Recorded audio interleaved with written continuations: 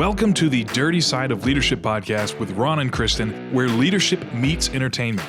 This podcast features stories with names and certain aspects that have been changed to keep submissions private. Enjoy the show. Welcome to the Dirty Side of Leadership podcast, where leadership meets entertainment. I'm Kristin Sokolov, and joined as always by my co-host Ron Ward. Between us, we've spent decades leading teams and developing people.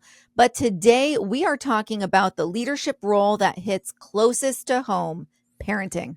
That's exactly right. And Kristin, you can't talk about leadership without mentioning parenting if you're a parent. Mm-hmm. And I've been asked on podcasts and other things, what's my proudest accomplishment? It's always my daughters. And I know you're a very willful parent, and I know you're going to raise two successful kids. And that is so important. And I want to let people know that we're doing a 2-part series on parenting. So this is part 1, and we're diving into how, to raise kids to make sure they're strong and kind and resilient and all the things that are needed. And then the second part, we're going to look more toward that safety perspective. So it's really, really 2 great episodes. Absolutely. And not only will we use personal experience, we have talked with several parents in preparation for this episode. So this 2-part series is sponsored by Kovo Home, and one of the founders will be on part 2 with us. They specialize in artificial intelligence, network monitoring, and cybersecurity.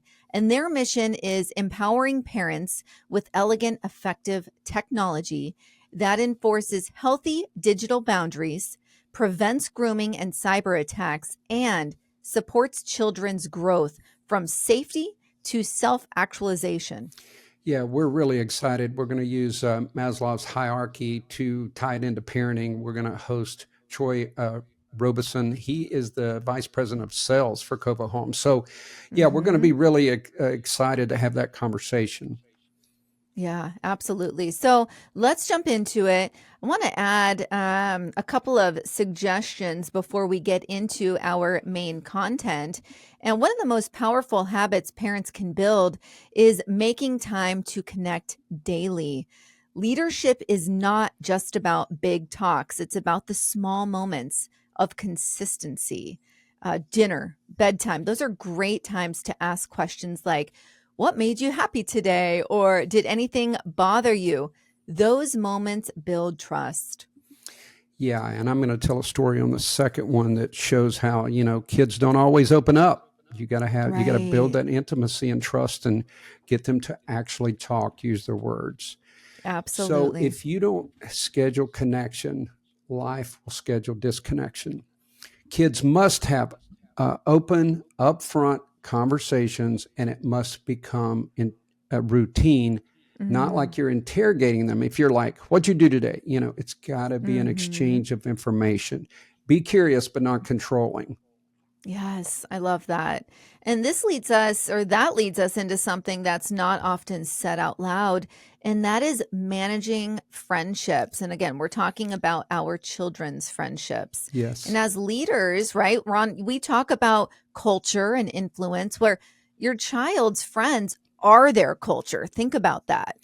Yeah, and parents, I want you to hear me closely. And Kristin and I talked about this offline, but when my oldest daughter was in the 8th grade, there was a new kid at school, and she latched onto my daughter.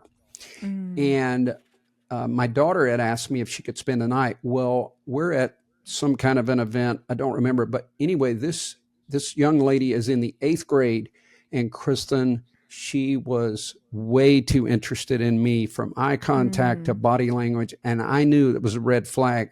I knew something had happened in her past. She was way too bold, comfortable. The way she was dressed, everything it was like she was 21 years old. So I began to manipulate that situation. If she had something she wanted to have my daughter at her house, I would take my daughter to the movies. I would do an alternative so it wasn't a form of punishment. Fortunately, I was able to just keep them away enough, and then she went to another school. But parents, you have to look for those concerns. You want to trust. I know that. But as kids get 11 and 12, their parents become so important. Or their friends become so important. I'm sorry. The friends. I mean, absolutely. That's like a gauge on what they're doing. and who they are being modeled by.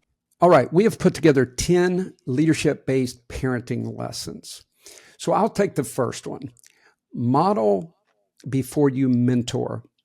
Kids mirror what they see. It's so easy for parents to tell them what to do, but they're watching you all the time. And one time, Kristin, this is just a funny story. My daughter Haley was, I don't know, maybe 2.5, 3 years old. We're watching Men in Black, and they open up this alien, and another alien pops out. And I think it's Will Smith said, "What the hell?" Now she's just over there playing. So a little bit later, she's up on the bed and we're playing with something. She pulled something out and she said, "What the hell?" I was like, man, they're really listening when you don't expect it.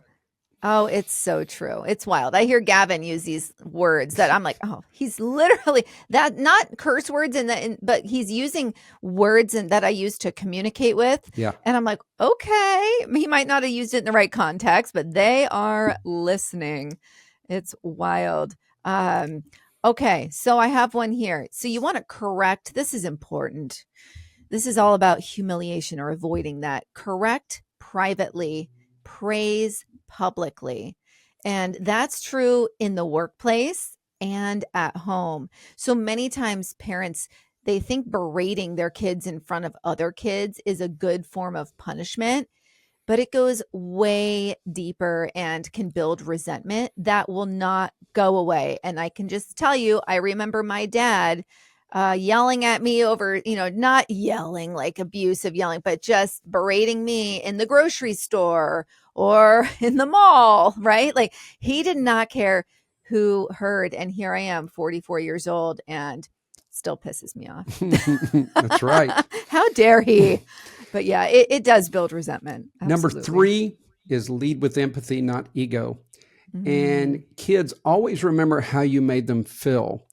So we've said this before, but during childbirth and breastfeeding is the ultimate release of oxytocin. That's why a child bonds with its mother. I got my new little grandson, and we were trying to get something on video, and Haley walks by, his eyes left me, and he's staring at her.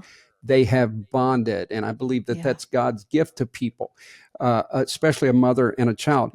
But we forget to understand that although oxytocin is strong during those times, oxytocin is also produced, and dopamine, through hugs, kisses, gentle caresses. Sometimes a mother, I remember being sick at my stomach. I remember my mom rubbing my hair. And it was so, it built so much trust and warmth that I felt like I'm going to get through this. You're 5 years old and you're throwing up. It feels like you're going to die. But your mother being there, or your dad for that matter. And, dads play an important role as well. And that's why, the oxytocin, it made me think, Kristin, because I worked in law enforcement so long, but I would go to the jail and there would be nothing but on visitation day, there would be nothing but mothers and girlfriends sitting there to visit whatever they did. And you can see the worst thugs, but they'll protect their mother. They love their mother, even gangs, the mafia, all of that. They always have that bond with their mother. And I think that speaks volumes. But lead with empathy, not ego. Yeah, absolutely. Even like when you were talking about that, it's just like even the pat on the back or the hand on the shoulder when someone's had a tough day, like that goes far. I'm going to talk about setting boundaries, not barriers. We were just talking about this. I do this with my kids. When it comes to the internet, I'm not going to say, no, you can't use Roblox at all, but you can only have an hour a day after your homework is done, right? So limits, you want to protect, but you don't want to over control or suffocate growth. And that could build resentment as well. So you want reward and repercussions. Ron, give us some science on this. I know that's your jam. Yeah, it really is. And, I've talked about ventral striatum, dorsal striatum. One is the adventure side, one is the habit hub. But the overreaching part of the brain is the ventral tegmental area. VTA is what they call it. But it produces dopamine and sends it to the other regions of the brain. So dopamine is the feel-good. We've talked about that, the feel-good chemical.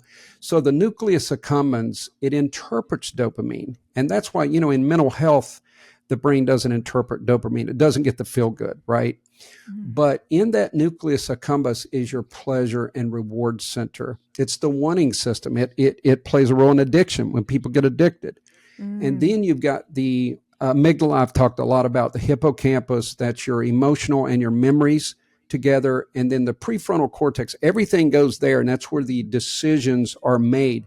So in a child's brain, if they don't have any reward system, they don't even know what a reward is or a repercussion. They need in their memory, the hippocampus kicks in and they remember, oh, if I do this, here's the repercussions for that. So you got to draw that line and know when you need to reward your child or when you need to let them know about repercussions.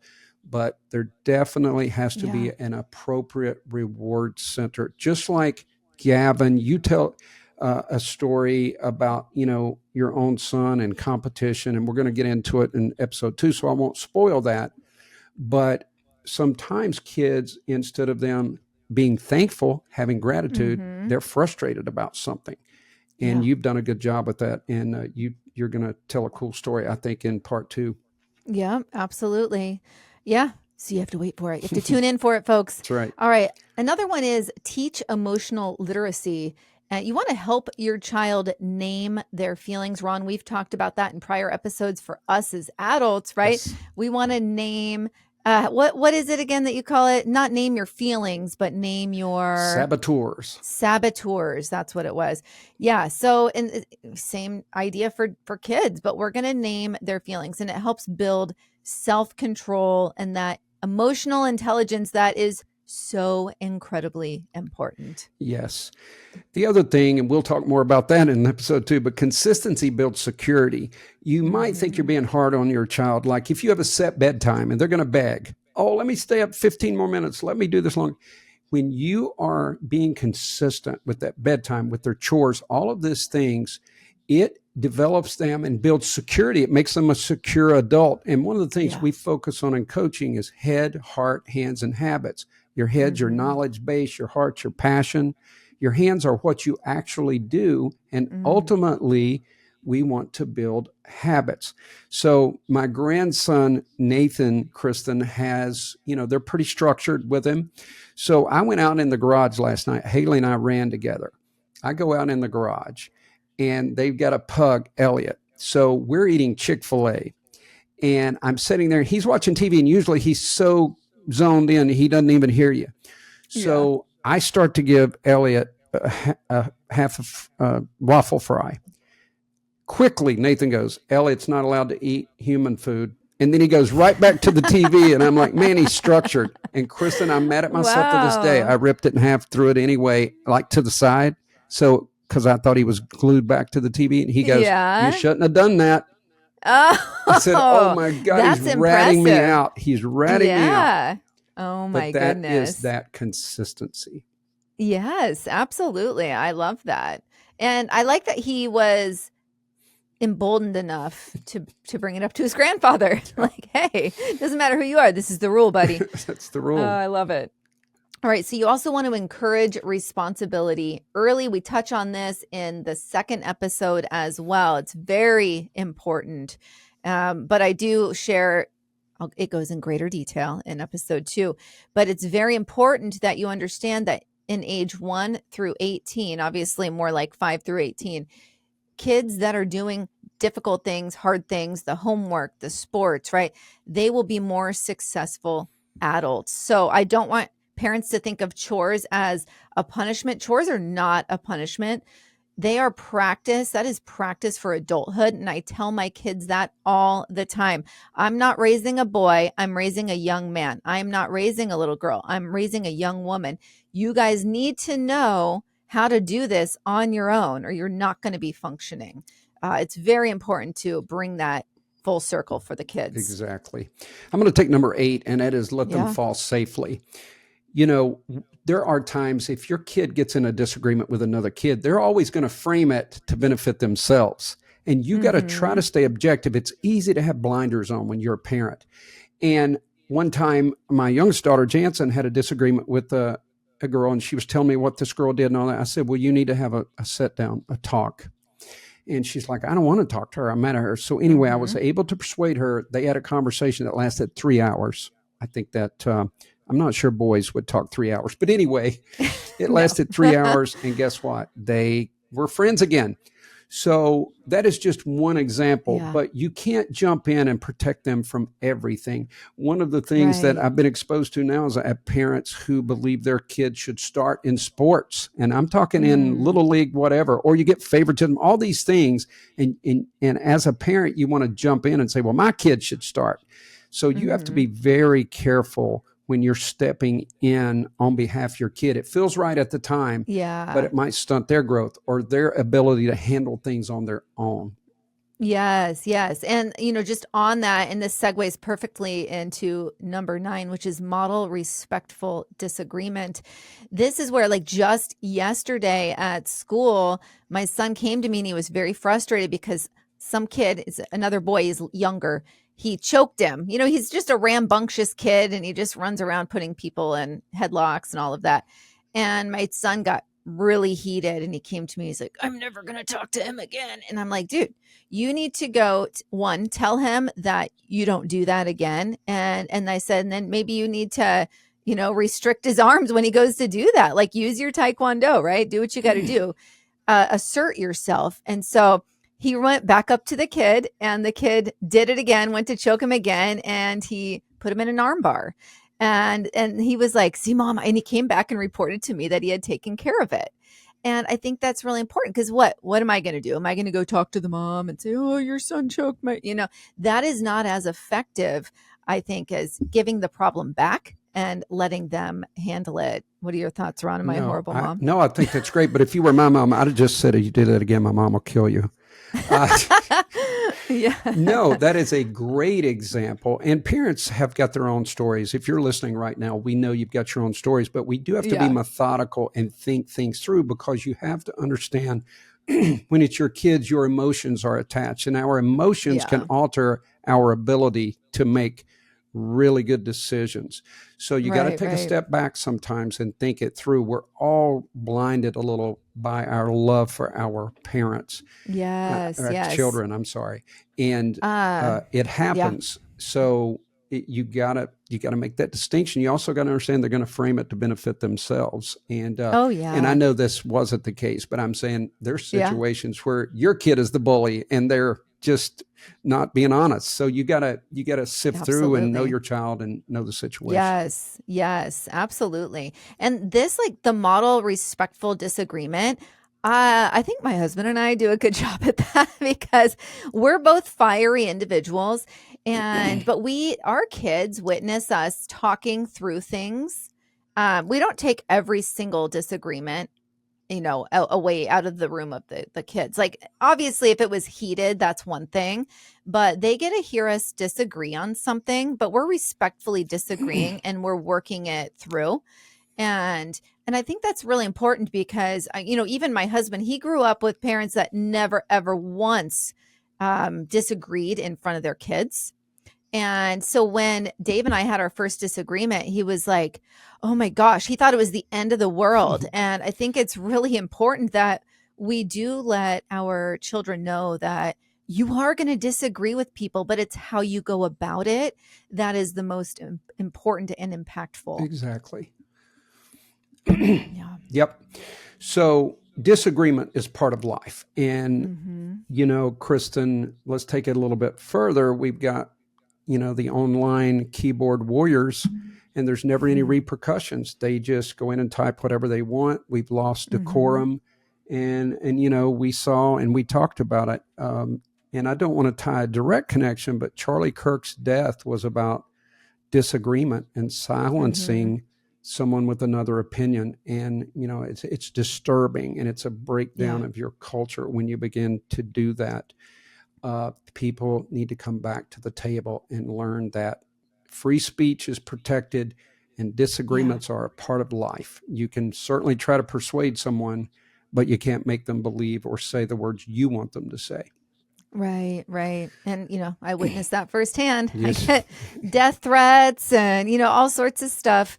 It maybe not daily, but excuse me, at least weekly. And it's all about understanding that, this stuff is going to happen. And unfortunately, I would say these folks that are sending messages like this, they did not model. There was not a respectful disagreement modeled in their household, right? I don't know if it was the extreme of they never argued at all in front of them, or that's all they heard, right? Like, you don't know. It's something happened there where there was a breakdown, or maybe their behavior went unchecked. But this one's really huge. It is. And Kristin, even though we're going to go into this a little bit in part 2, I want to add this because maybe someone isn't going to get to listen to both episodes. We hope you do. Yeah. Number 10, celebrate effort, not just outcomes. Praise persistence and process, not perfection. While we're certainly not promoting participation trophies, that's what people call it, and for just showing up. But if you see your child working hard on anything, their schoolwork, anything at all, it's fine to compliment them for that. And keep it exclusive. Let them know why you're complimenting them, not just "you're my baby." You've got to let them know why you're giving them that compliment. It's going to go a long ways. I mentioned my grandson. He got a bad school report. He'd been a little disrespectful. So the past 2 days, he won and they did a lot of good parenting. He had to sit within a chair against the wall and stare multiple times. And it wasn't too long, but I'm saying they sprung into action and he got the behavior award. And so even I, as his grandparent, I was there last night and I said, "Hey, I heard that you really did good with your behavior. I'm so proud of you. Keep it up." And I hugged him. Yeah. That is so important to kids. And you have to praise them when they're working on something, even if it's good behavior. It's work for him. If you knew him, you'd know why. He's a force. He had to work hard to be good. Oh, believe me, Ron. I know. I have a force at home here too. Yeah. Oh, it's wild. But no, I go into a story with Gavin in episode 2, so you want to hear that. But it's very important. I love this message, Ron, and I'm just coming off the Taekwondo tournament. And again, I tell that story in the second episode, but it's incredibly important that we do celebrate the effort. And believe me, I've witnessed with my homeschool directing, I've witnessed the negative effects on children when perfection is what is celebrated. Not so much the effort leading to perfection, because the minute a kid like that is subjected to that, isn't perfect, which again, none of us are. We are all human, infallible sinners. But when you have parents setting the bar at perfect, you will never live up to their standards and you will live life feeling like a failure. And it's very important that we check that. That's exactly right. Folks, this was a rather quick episode. We hope it wet your whistle for the next episode, part 2. We want to thank our sponsor, Kovo Home. Their link will be in the show notes. They're doing some amazing things to inform parents and protect children at the same time. So we're really excited to partner with them on a couple of episodes. And everything's good if you work hard and you stay focused and understand that parenting is definitely leadership. Final thoughts, Kristin? Absolutely. Yeah, don't let the technology devices be the parent. And we dive deep into the security of it and the psychological effects in the next episode. But this quick hits here, Ron. I think quick but really important hits that we did in this episode. I think so too. All right, everyone, be the leader you're meant to be. We'll see you next week. The Dirty Side of Leadership podcast is brought to you by Forward Operations. If you'd like to book Ron or Kristin for speaking events, training, or executive coaching, visit forwardoperations.com. Be the leader you're meant to be.